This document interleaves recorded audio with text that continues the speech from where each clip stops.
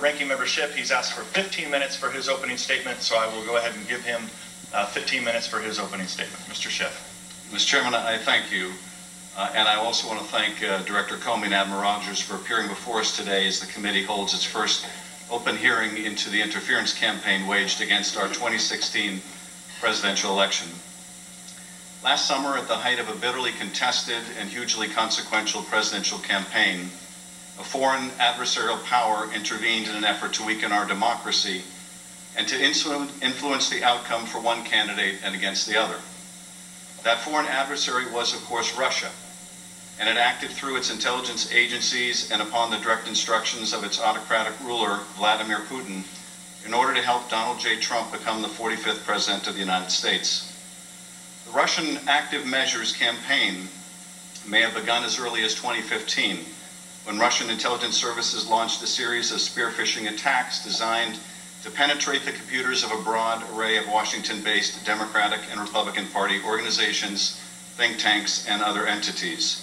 This continued at least through the winter of 2016. While at first the hacking may have been intended solely for the collection of foreign intelligence, in mid-2016 the Russians weaponized the stolen data and used platforms established by the intel services such as D-CALIF and existing third-party channels like WikiLeaks to dump the documents. The stolen documents were almost uniformly damaging to the candidate Putin despised, Hillary Clinton, and by forcing her campaign to constantly respond to the daily drip of disclosures, the releases greatly benefited Donald Trump's campaign. None of these facts is seriously in question, and they are reflected in the consensus conclusion of our intelligence agencies. We will never know whether the Russian intervention was determinative in such a close election. Indeed, it is unknowable in a campaign in which so many small changes could have dictated a different result. More importantly, and for the purposes of our investigation, it simply does not matter. What does matter is this: the Russians successfully meddled in our democracy, and our intelligence agencies have concluded they will do so again. Ours is not the first democracy to be attacked by the Russians in this way. Russian intelligence has been similarly interfering in the internal and political affairs of our European and other allies for decades. What is striking here is the degree to which the Russians were willing to undertake such an audacious and risky action against the most powerful nation on earth. That ought to be a warning to us, that if we thought that the Russians would not dare to so blatantly interfere in our affairs, we were wrong. And if we do not do our very best to understand how the Russians accomplished this unprecedented attack on our democracy and what we need to do to protect ourselves in the future, we will only have ourselves to blame.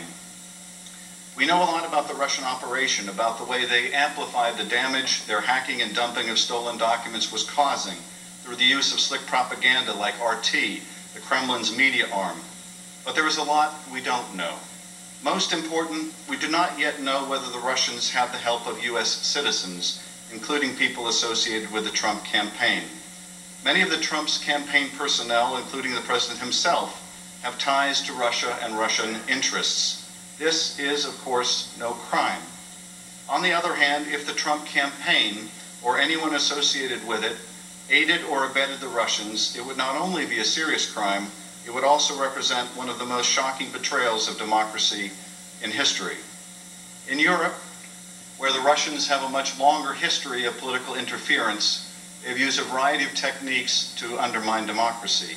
They employed the hacking and dumping of documents and slick propaganda, as they clearly did here. But they've also used bribery, blackmail, compromising material, and financial entanglement to secure needed cooperation from individual citizens of targeted countries. The issue of U.S. person involvement is only one of the important matters that the Chairman and I have agreed to investigate, and which is memorialized in the detailed and bipartisan scope of investigation that we have signed. We'll also examine whether the intelligence community's assessment of the Russian operation is supported by the raw intelligence, whether the U.S. government responded properly or missed the opportunity to stop this Russian attack much earlier, and whether the leak of information about Michael Flynn or others is indicative of a systemic problem. We have also reviewed whether there is any evidence to support President Trump's claim that he was wiretapped by President Obama in Trump Tower, and found no evidence whatsoever to support that slanderous accusation. and we hope that Director Comey can now put that matter permanently to rest. Today, most of my Democratic colleagues will be exploring with the witnesses the potential involvement of U.S. persons in the Russian attack on our democracy. It is not that we feel the other issues are less important, they are very important, but rather because this issue is least understood by the public. We realize, of course, that the witnesses may not be able to answer many of the questions in open session. They may or may not be willing to disclose even whether there is an investigation. But we hope to present to you, directors, and the public why we believe this is a matter of such gravity that it demands a thorough investigation, not only by us, as we intend to do, but by the FBI as well. Let me give you a short preview of what I expect you will be asked by our members. Whether the Russian active measures campaign began as nothing more than an attempt to gather intelligence, or was always intended to be more than that, we do not know, and is one of the questions we hope to answer. But we do know this. The months of July and August 2016 appear to have been pivotal. It was at this time the Russians began using the information they had stolen to help Donald Trump and harm Hillary Clinton. And so the question is, why? What was happening in July, August of last year? And were U.S. persons involved? Here are some of the matters drawn from public sources alone, since that is all we can discuss in this setting, that concern us and we believe should concern all Americans. In early July, Carter Page, someone candidate Trump identified as one of his national security advisors, travels to Moscow on a trip approved by the Trump campaign. While in Moscow, he gives a speech critical of the United States and other Western countries for what he believes is a hypocritical focus on democratization and efforts to fight corruption. According to Christopher Steele, a former British intelligence officer who is reportedly held in high regard by U.S. intelligence, Russian sources tell him that Page has also had a secret meeting with Igor Sechin, CEO of the Russian gas giant Rosneft. Sechin is reported to be a former KGB agent and close friend of Putin's. According to Steele's Russian sources, Page is offered brokerage fees by Sechin on a deal involving a 19% share of the company. According to Reuters, the sale of a 19.5% share of Rosneft later takes place with unknown purchasers and unknown brokerage fees. Also, according to Steele's Russian sources, the campaign is offered documents damaging to Hillary Clinton, which the Russians would publish through an outlet that gives them deniability, like WikiLeaks. The hacked documents would be in exchange for a Trump administration policy that de-emphasizes Russia's invasion of Ukraine and instead focuses on criticizing NATO countries for not paying their fair share. Policies which, even as recently as the president's meeting last week with Angela Merkel, have now presciently come to pass. In the middle of July, Paul Manafort, the Trump campaign manager and someone who is long on the payroll of pro-Russian Ukrainian interests, attends the Republican Party convention. Carter Page, back from Moscow, also attends the convention. According to Steele, it was Manafort who chose Page to serve as a go-between for the Trump campaign and Russian interests. Ambassador Kislyak, who presides over a Russian embassy in which diplomatic personnel would later be expelled as likely spies, also attends the Republican Party convention and meets with Carter Page and additional Trump advisors J.D. Gordon and Waleed Phares. It was J.D. Gordon who approved Page's trip to Moscow. Ambassador Kislyak also meets with Trump National Campaign Chair, National Security Campaign Chair, and now Attorney General Jeff Sessions. Sessions would later deny meeting with Russian officials during his Senate confirmation hearing.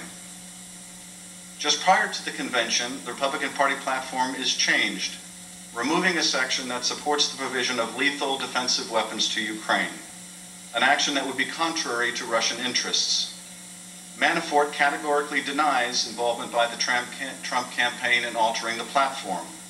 But the Republican Party delegate who offered the language in support of providing defensive weapons to Ukraine states that it was removed at the insistence of the Trump campaign. Later, J.D. Gordon admits opposing the inclusion of the provision at the time it was being debated and prior to its being removed. Later in July, and after the convention, the first stolen emails detrimental to Hillary Clinton appear on WikiLeaks. A hacker who goes by the moniker Guccifer2 claims responsibility for hacking the DNC and giving the documents to WikiLeaks. The leading private cybersecurity firms, including CrowdStrike, Mandiant, and ThreatConnect, review the evidence of the hack and conclude with high certainty that it was the work of APT-28 and APT-29, who were known to be Russian intelligence services. The U.S. intelligence community also later confirms that the documents were in fact stolen by Russian intelligence, and Guccifer2 acted as a front. Also in late July, candidate Trump praises WikiLeaks, says he loves them, and openly appeals to the Russians to hack his opponents' emails, telling them that they will be richly rewarded by the press. On August 8th, Roger Stone, a longtime Trump political advisor and self-proclaimed political dirty trickster, boasts in a speech that he has communicated with Assange, and that more documents would be coming, including an October surprise. In the middle of August, he also communicates with a Russian cutout, Guccifer2, and authors a Breitbart piece denying Guccifer's links to Russian intelligence. Then later in August, Stone does something truly remarkable when he predicts that John Podesta's personal emails will soon be published. Trust me, he says, it will soon be Podesta's time in the barrel, #CrookedHillary. In the weeks that follow, Stone shows a remarkable prescience. I have total confidence that WikiLeaks and my hero, Julian Assange, will educate the American people soon, he says. #LockHerUp. Payload coming, he predicts, and 2 days later, it does. WikiLeaks releases its first batch of Podesta emails. The release of John Podesta's emails would then continue on a daily basis up until the election. On Election Day in November, Donald Trump wins. Donald Trump appoints one of his high-profile surrogates, Michael Flynn, to be his national security advisor. Michael Flynn has been paid by the Kremlin's propaganda outfit RT in the past, as well as another Russian entity.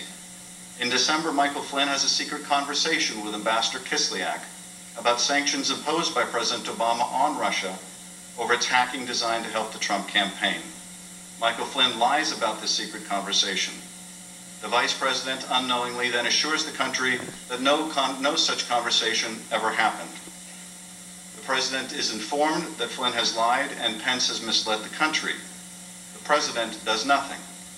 2 weeks later, the press reveals that Flynn has lied, and the president is forced to fire Mr. Flynn.